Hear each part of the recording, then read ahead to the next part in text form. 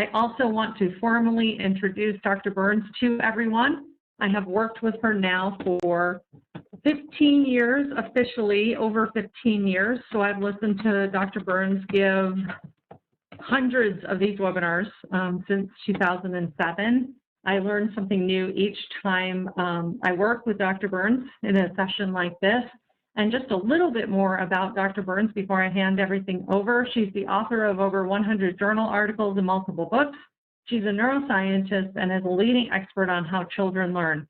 For over 30 years, she has served on the faculty at Northwestern University. Please help me welcome Dr. Burns. Thank you, Carrie. And have you turned it over to me yet? I don't seem to be able to move the slides. Okay, we'll do that right now. Okay. Okay. All right, let's see. Okay, so welcome everyone. I'm delighted to be able to talk to you today about building the ALL brain. First thing before we even get started that I want you to know is that the child or adult who speaks more than one language has a brain that's very good at language in general. It's as though you're biasing the brain and saying, okay, brain, be good at languages because you're going to have to be able to use several of them. So your ELL students and anyone who is bilingual really has an advantage in many ways neurologically. So let's just get started with what that means for all of us. But for the most important part of it, what does it mean to us to be educating children in two languages or who speak two languages? Few things we should mention. 2015 marks a milestone for the United States public school districts in that minorities outnumber whites among the nation's public school students now. 49.7% of students entering public schools this year are white compared to 50.3% of students who identify as Black, Hispanic, Asian, or another non-white ethnicity.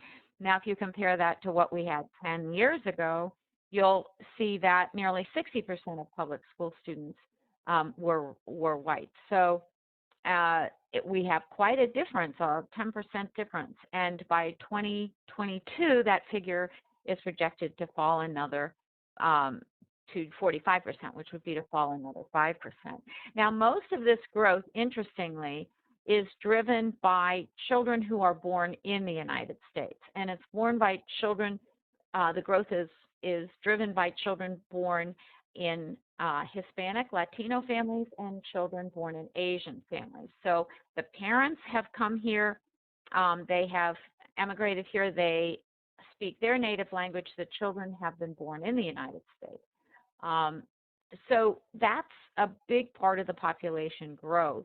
And since 1997, the number of Hispanic students has nearly doubled, and the number of Asian students has jumped 46%, whereas the number of Black students expected in schools this fall has been relatively stable. So it is the ELL population, it is these English language learners that are really increasing in our schools today. But as I said at the very beginning, being a bilingual individual, ultimately, which is our goal for all of these students, is very good for the brain. Second language learning affects the way the brain's organized for language in general. As I said at the very beginning, it biases the brain toward language. It differs depending on when the second language was learned, and after the critical period, it requires pretty much the same developmental criteria as the first language. So it is important to understand this second language learning and what it means to our students and what we can do about it. The first research I want to share with you is research that was done by Joy Hirsch, published in the 1990s, late 1990s, 1997, looking at bilingual adults and how their brain was organized for speech. And what I want you to see is that I'm going to take you over to the right-hand picture first. For those adults who learned English during what we call the critical period, that is, during the time when the first language is being learned, what you see is on this right-hand side where I circled it, a little square that shows you a big area of orange. And that orange, those orange cells are cells in the speaking part of the brain, the frontal lobe, that speak both English and Turkish in this case. So the orange cells are the bilingual cells. You can think of that way, that can switch back and forth between two languages. And there's a large section of these brains that are devoted to two languages. You could just say this person, this individual on the right-hand side speaks Turkish and English and Kinglish. But those of you who are working with students who are learning a second language after they enter school, what I want you to note is there's a clear dividing line that I've kind of drawn over on this left-hand side. There aren't any orange cells. The cells either speak one language or the other. And what that means is that you develop the first language in the first 5 years of life, 5 to 6 years, during what we call the critical period for language learning. And then you have to kind of hone out a second part of your brain right next to that primary language area that is going to be devoted to the second language, and you build that separately. That takes time and that takes effort. So children who are entering our schools without English or without a good solid English language basis often have to take as many years to learn the second language as they did the first, which is about 5 years. So the human brain is wired for language. Learning language is the early test of our brain's learning system. It involves almost all the left hemisphere of the brain is devoted to language and other symbol systems. And at birth, we can learn any language. So if any of us were placed in Japan, we would have acquired Japanese. If we were placed in China, we would have acquired Chinese. If we were placed in Lithuania, we would have learned Lithuanian. But by 6 months, the brain is starting to build a recognition system for phonemes. And phonemes are the speech sounds of our native language. So if you're exposed to English, you start mapping the temporal lobe for English sounds. If you are Spanish, you start mapping the temporal lobe for the Spanish phonemes. And if you are Chinese or Japanese or any other nationality, you're going to be mapping your brain for the sounds that make up that language. And that map is developing over time. And you can see in this particular picture, when we're looking at the brain at work here with a PET scan, that almost the whole top of the temporal lobe is devoted to listening to words and being able to parse words into sounds. So these neurons wire together, they cluster together, and we develop this capacity to perceive the sounds of our native language. It starts at 6 months, it goes on for 5 or 6 years. Each language has its own set of phonemes, so we can think of these as the way we would think of a keyboard on a piano or on an electronic keyboard, with different keys very keenly, when you press them, able to produce a very different sound. So a child who's raised with English would have 44 keys on their keyboard.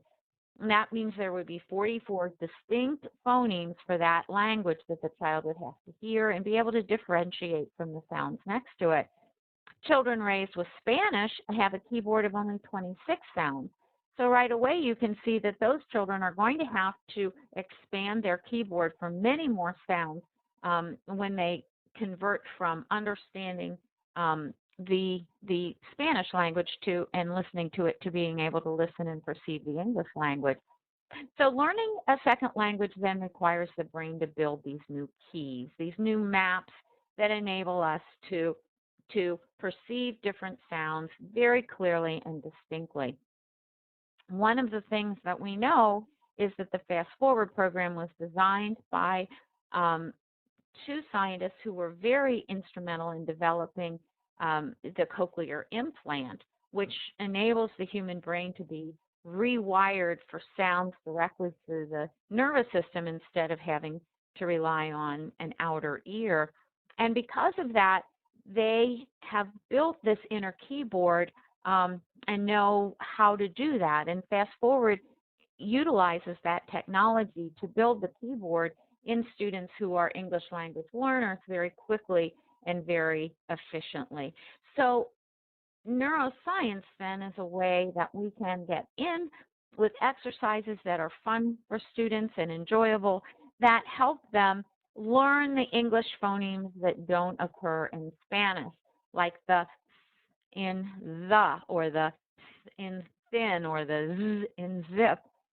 Um, some English phonemes that are similar to Spanish phonemes that are different also have to be wired, like the um, sound that we have in rose or rosa, as opposed to in Spanish where it's more of a trill. The O and the ing are different in English. And then in Spanish, we also have confusion between v and b and g and k, and that can be clearly built in students through exercises designed to build that recognition. Now, as I said at the beginning, we know that the bilingual brain has lots of advantages over the unilingual brain. So I speak one language primarily. I took French in college, but I'm certainly not bilingual, and I'm certainly not adept at French. But we know that when people do learn another language, and if they can switch back and forth between two languages and are bilingual, they develop cognitive advantages that improve them in lots of aspects of listening and self-control and dealing with conflict. Bilinguals are better with mental competition. There was a study done by Judith Kroll, who's an expert on bilingualism at the Center for Language Science at Penn State, and she has stated that bilinguals are apparently able to keep languages separate while keeping them both available and active in their minds at the same time, so that they are able to switch back and forth and have a lot of mental flexibility. Now, what are the implications for educators? Well, there are really three things we want to consider when we're looking at ELL students and what we can do to build their brain and build their competence in English quickly and efficiently. First, we need to know the child's native language competence. The better the child's native language skills, the better the second language will be learned. And we do know that some of our students come to us, especially students of poverty, come to us with language problems in their native language.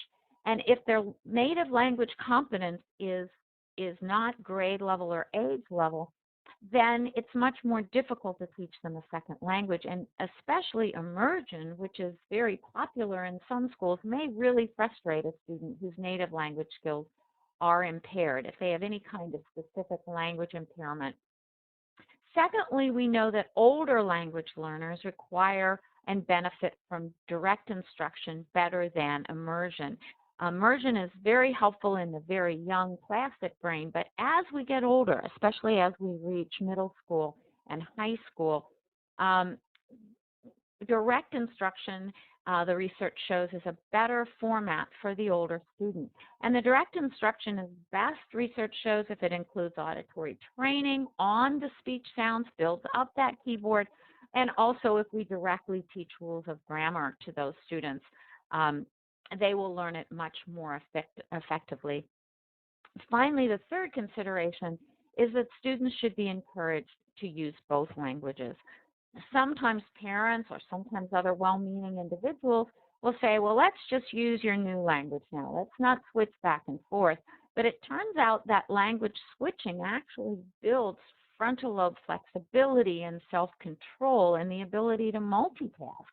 So that's very important for attention, for goal orientation, and for doing well in school in general. Language switching may also facilitate right and left hemisphere language-related skills.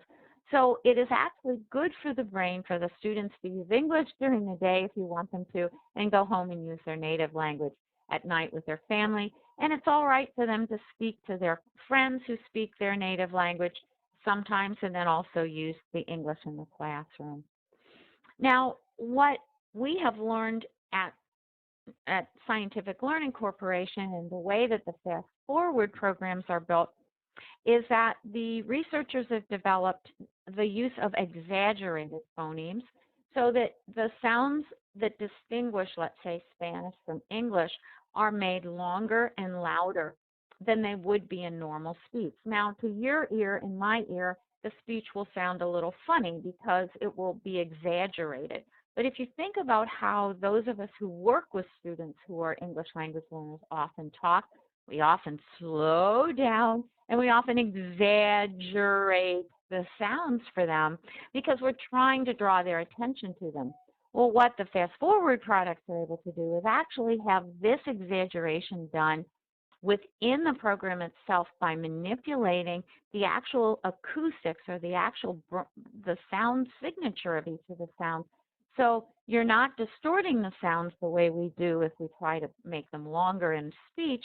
And some sounds we can't make longer. For example, it's very difficult to make the B sound longer because it's what we call plosive. You explode it, and if you just hold it out, B, you're just not really making a B. You're making a before you make the B.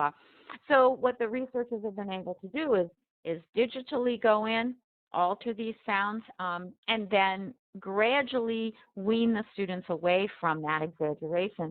And that has often been referred to as glasses for the ears, so that the students can lay down the new keys for all the new sounds very quickly, very efficiently, and then go on to learn other aspects of the second language, the vocabulary and the grammar.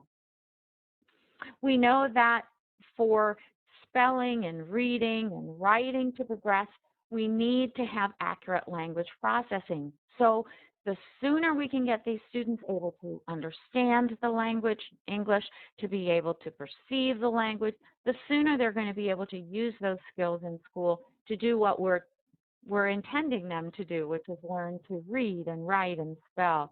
And teachers can move on to what they do best once you have the language processing intact. So the programs that we have developed, and there are really two, the Fast Forward programs are programs that build receptive language skills, build up this map of the sounds of the English language, the piano keyboard for all the sounds, so that no matter what language a child speaks, they're going to be able to distinguish those. It teaches them the grammar of English very specifically, very deliberately, and it builds up a tremendous amount of academic vocabulary in 4 early programs. And then there are 5 programs that work specifically on reading in English. First and second grade level reading skills in the very low level program, all the way up to high school level skills in the higher level reading programs. In addition to that, the scientific learning has a set of programs called Reading Assistant. And Reading Assistant programs are an assisted reading on the computer. The student wears a microphone with headphones. They hear text read to them at different lexile levels, so you can start them at a very low level if you want. Then they read aloud the same text as they heard read to them, and if they make a mistake or if they make an error, the computer picks that up through speech recognition software and corrects them and then lets them move on. It's a wonderful tool after the students have developed their receptive capabilities and their perception of English to have them actually practice speaking English, improve their accent and their pronunciation as well as their reading skills. So with that, I think we're ready, Carrie, to take some questions. Yep, and we are ready. We have a couple of questions that came in during your presentation. We also have a few that I know will be coming in, and I also have a few other questions. So our first question is, this was really interesting, and this came in about 7 minutes after you started your presentation, just to give you a sense of what slide you might have been on. How was it determined that some cells process 2 rather than 1 language? Oh, that's a great question. Yeah. So the slides I showed you were Joy Hirsch's, and what she used, she's at Columbia University, and she was one of the physicists who developed technology that we call functional magnetic resonance imaging.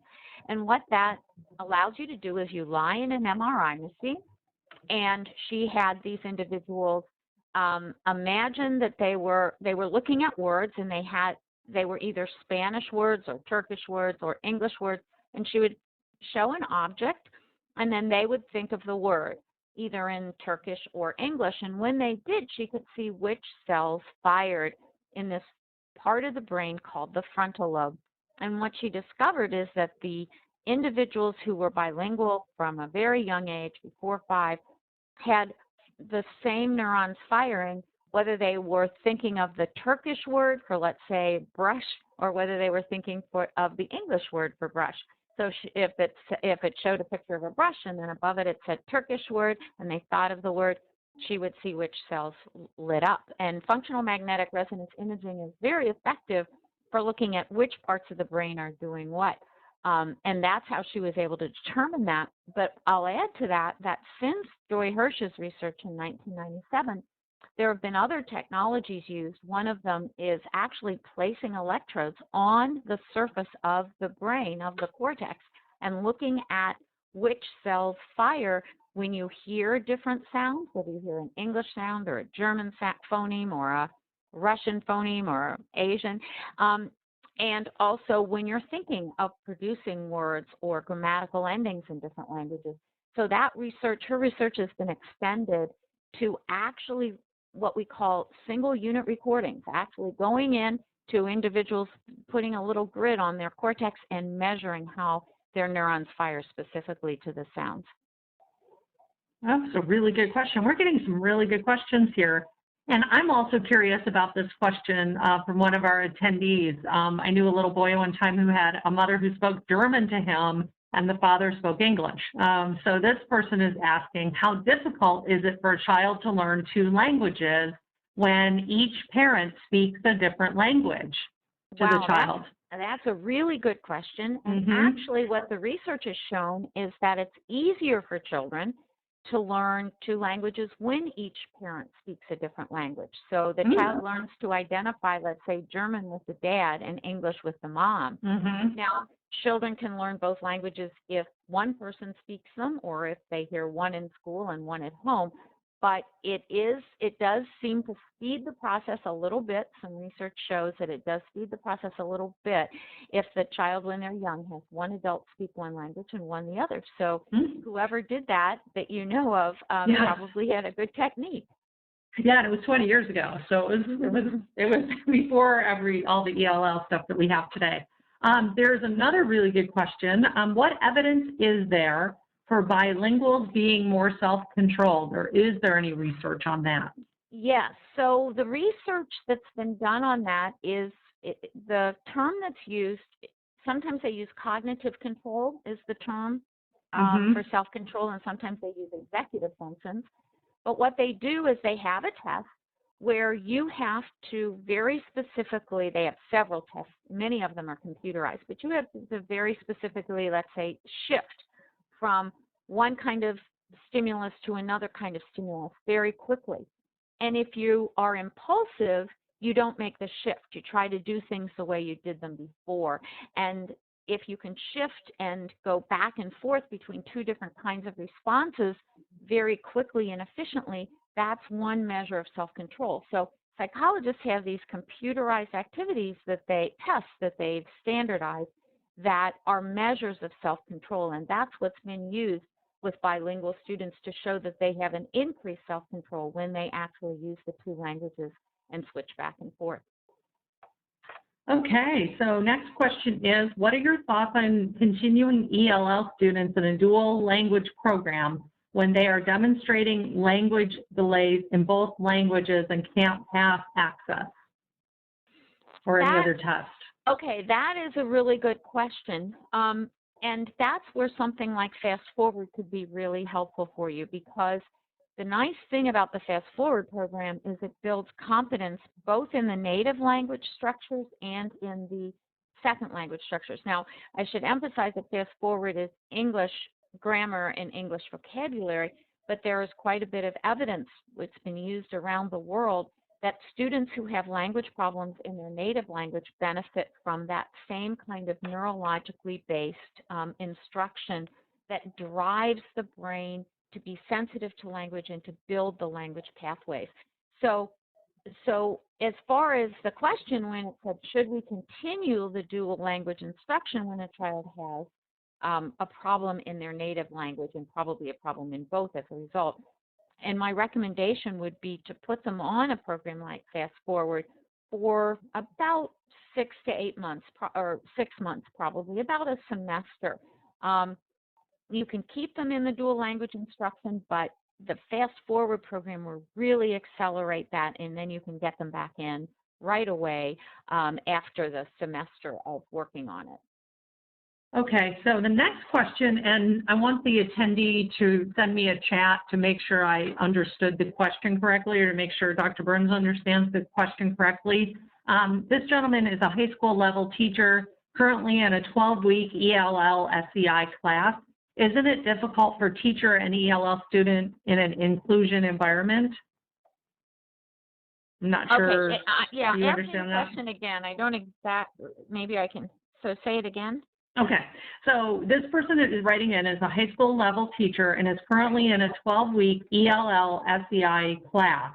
Isn't it difficult for teacher and ELL student in an inclusion environment? In high school, it is more, inclusion is harder for a high school student than for an elementary school student. So yes, we do have research to support that. Some students do better than others, but it is generally inclusion is more difficult for older students. So direct instruction, if that can be offered as well to these students, is often very helpful. Okay, okay. Next question is, what about special needs students who are also second language learners? What do we do with those students? And that is also a wonderful question. And again, that's where a program like Fast Forward can be very helpful, because Fast Forward was originally developed for special needs children, for children with language problems, for children with auditory processing problems, for children with developmental delays. So Fast Forward can be very helpful to get the language going in the student, so that you can put them into an immersion classroom or give them direct instruction, which is really what's recommended for special students, for special learners, and get them going along. Fast Forward is a wonderful intervention as well as a tool for ELL students. Okay, okay.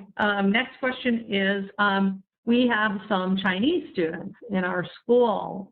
What is the best way to reach them in terms of teaching them English? Well, Asian students are usually very motivated, and their parents are also very motivated, which works effectively. And their parents are often trying to speak English at home as well, because they're quite anxious for their students to learn it.